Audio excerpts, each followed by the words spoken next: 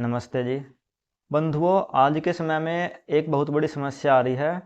जो गुरुकुल से बाहर के लोग हैं वो गुरुकुल के प्रति अजीब अजीब सी सोच रखते हैं। कुछ लोग कुछ सोचते हैं, कुछ अलग सोचते हैं, परंतु वो सोच रखते गलत ही हैं। कुछ लोग सोचते हैं कि गुरुकुल में पढ़कर केवल साधु सन्यासी अथवा बाबा बनते हैं। कुछ लोग सोचते हैं कि गुरुकुल में वो बच्चे पढ़ते हैं जिनके माता पिता नहीं होते।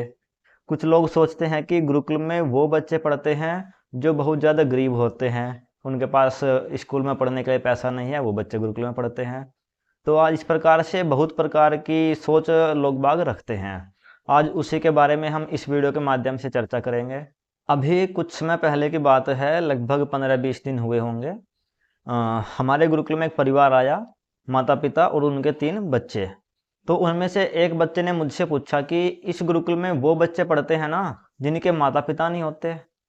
उस बच्चे की उम्र मात्र 12-13 साल थी।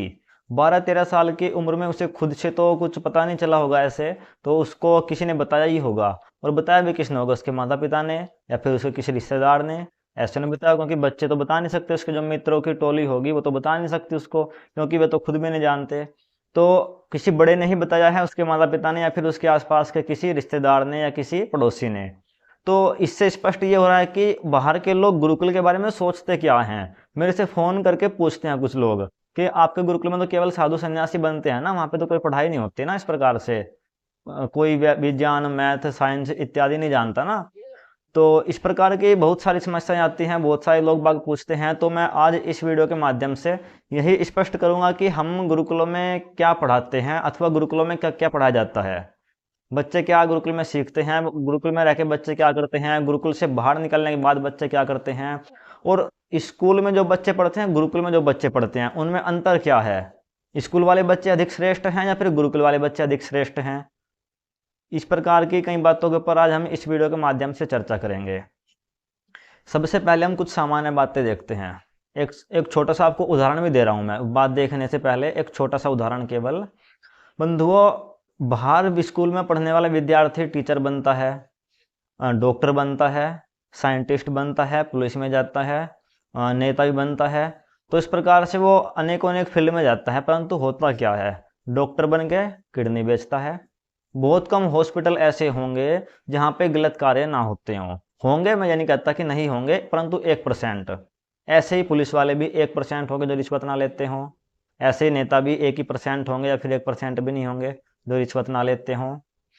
1% तो चलो आपको मिल ही जाएंगे, सबका तो ईमान खराब नहीं होता, सब नीची सोच के हर लोग नहीं होते।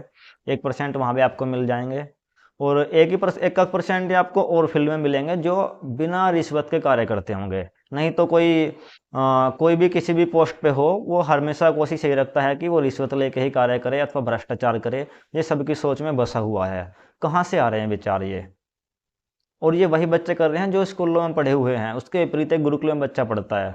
गुरुकुल में बच्चा पढ़ के अपना निर्माण करता है, अपने परिवार का निर्माण करता है, अपने समाज का निर्माण करता है, देश का निर्माण करता है, फिर वैश्विक स्तर पर भी कार्य करता है, वहां भी उसका निर्माण करता है। बंधुओं, श्री राम और श्री कृष्ण दोनों गुरुकुल में पढ़े हुए थे, दोनों महापुरुष थे। देखो किस स्तर तक के उन्होंने कार्य किए। पूरे विश्व में शांति, वहाँ से जितने भी अपराध थे, अपराध सारे खत्म कर दिए। कोई अपराध करने वाला व्यक्ति नहीं बचा। और किस कैसी व्यवस्था बनाई उन्होंने कि वहाँ पे एकदम सतयुग। आज भी लोग बाग चाहते हैं कि राम युग आए, सतयुग आए। तो कौन कर पाया उन व्यक्ति ऐसे कार्य, कौन कर पाया, कहाँ पढ़ के कर पाया ऐसे कार्यों को। बताओ कौन से स्कूल में पढ़े थे श्री राम, बताओ श्री कृष्ण किस स्कूल में पढ़े थे। उन्होंने सबने गुरुकुल में पढ़ा, वेद पढ़े। वहाँ पे वेद पढ़ने के बाद में उन्होंने ये सब कार्य किए। और एक राजा का तो गुण भी बताया जाता है कि अगर कोई राजा है, कोई राजा बनना चाहता है, तो उसका जितेंद्रिय होना मुख्य है। अगर राजा जितेंद्रिय है, कोई व्यक्ति जितेंद्रिय है, तो उसको राजा बना दो। अगर कोई व्यक्ति जितेंद्रिय नहीं है तो उसको राजा मत बनाओ, क्योंकि राजा बनने के लिए जितेंद्रिय होना अति आवश्यक है। ठीक ऐसे ही हम बात कर रहे थे गुरुकुलों में और विद्यालयों में पढ़े हुए बच्चों की। तो हमने यहाँ पे स्पष्ट किया कि गुरुकुल में पढ़ने वाले बच्चे क्या करते हैं और विद्यालयों में पढ़ने वाले बच्चे क्या करते हैं। बंधुओं, गुरुकुल में पढ़कर केवल साधु सन्यासी नहीं बनते। गुरुकुल में हम वो सब सीखते हैं जो आपको पूरी दुनिया में किसी भी यूनिवर्सिटी, किसी भी कॉलेज में सीखने को नहीं मिलेगा। आप कॉलेज यूनिवर्सिटी में मैकाले शिक्षा पद्धति की थोड़ी बहुत शिक्षा ले सकते हैं, परंतु संस्कार नहीं। और मैं पहले भी बता चुका हूं कि शिक्षित व्यक्ति राक्षसों वाले कार्य कर सकता है, परंतु संस्कारवान व्यक्ति राक्षसों वाले कार्य नहीं कर सकता। मैंने उदाहरण के साथ पहली वीडियो में यह बताया था। बंधुओं, शिक्षा लेना अच्छी बात है, परंतु केवल शिक्षा ही पर्याप्त नहीं होती मनुष्य के लिए। मनुष्य के लिए संस्कार भी बहुत ही अधिक आवश्यक होते हैं। एक शिक्षित व्यक्ति किडनी बेचता है, परंतु एक संस्कारवान व्यक्ति किडनी नहीं बेचता। एक शिक्षित व्यक्ति नेता बनकर भ्रष्टाचार करता है, परंतु एक संस्कारवान व्यक्ति नेता बनकर भ्रष्टाचार नहीं करता। ये अंतर है गुरुकुल में और स्कूलों में पढ़े हुए बच्चों का। जो स्कूलों में बच्चे पढ़ते हैं वो केवल शिक्षित होते हैं, और जो गुरुकुल में बच्चे पढ़ते हैं वो संस्कारवान होते हैं। जितने भी वृद्धाश्रम बने हैं ये सब स्कूलों की ही देन है। स्कूलों में बच्चे पढ़े हैं, उनको माता पिता के महत्व का नहीं पता, वहाँ पे माता पिता के बारे में कुछ विशेष रूप से नहीं बताया जाता, इसी कारण से वृद्धाश्रम बने हैं। जितने भी वृद्धाश्रम बने हैं, आप लोग आज सर्वे कर लो मेरी इस वीडियो को देखने के बाद में, उनके बच्चों को पूछना है किस स्कूल में पढ़ते थे। आपको हमेशा एक ही बात सामने आएगी, अथवा उनसे पूछना कि आपके बच्चे कहाँ पढ़ते थे। आपको वहाँ पे एक बात स्पष्ट पता चलेगी कि उनके बच्चे स्कूलों में पढ़ते थे, उनका कोई भी बच्चा गुरुकुल में नहीं पढ़ता था। और आप सर्वे करके देख सकते हो पूरे भारत में अथवा पूरे विश्व में गुरुकुल के पढ़े हुए बच्चों के माता पिता आपको कभी भी वृद्धाश्रम में नहीं मिलेंगे। वृद्धाश्रम में केवल और केवल स्कूलों के पढ़े हुए बच्चों के माता पिता मिलेंगे, क्योंकि स्कूलों में पढ़े हुए बच्चे अपने माता पिताओं को महत्व को नहीं जानते। माता पिता का हमारे जीवन में क्या महत्व होता है, उनके ऋण, इन सब बातों को वो नहीं जानते, क्योंकि माता पिता ने उनको स्कूल में पढ़ाया और स्कूलों में उन्होंने केवल शिक्षा प्राप्त करी, और उसके साथ साथ ही संगति के कारण, स्कूलों की संगति के कारण उन्होंने गलत संस्कार भी प्राप्त किए। उसके विपरीत गुरुकुल में पढ़ा हुआ बच्चा शिक्षा के साथ साथ में संस्कार भी ग्रहण करता है, और उसके साथ साथ ही वह अपने माता पिता हो, समाज हो, परिवार हो अथवा देश हो, सबका निर्माण करता है। बंधुओं, स्कूल में जो विषय पढ़ाए जाते हैं वही विषय गुरुकुल में भी पढ़ाए जाते हैं, और उनसे बहुत आगे तक पढ़ाए जाते हैं।